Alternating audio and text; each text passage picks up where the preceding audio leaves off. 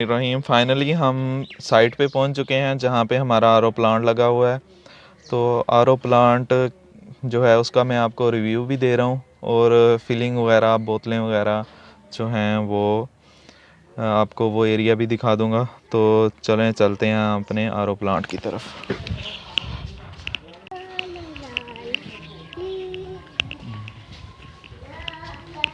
ये जी डिस्ट्रिक्ट खानेवाल में है आरओ प्लांट। ये 2012 का इंस्टॉल शुदा है।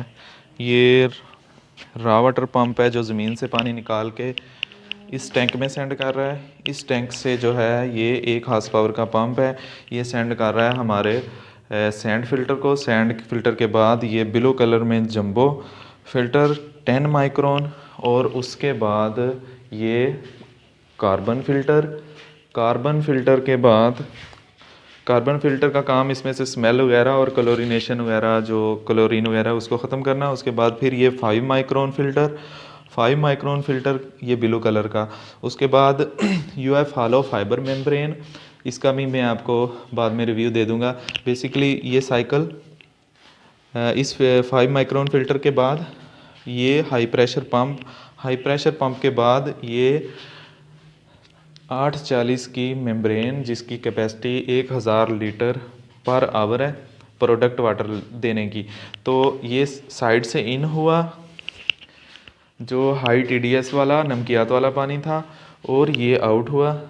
और इसके बाद ये वाल लगा हुआ है। वाल से हमने इस पानी में रेजिस्टेंस पैदा करने से जो हमें प्रोडक्ट वाटर मिला वो यहाँ से हमें मिला।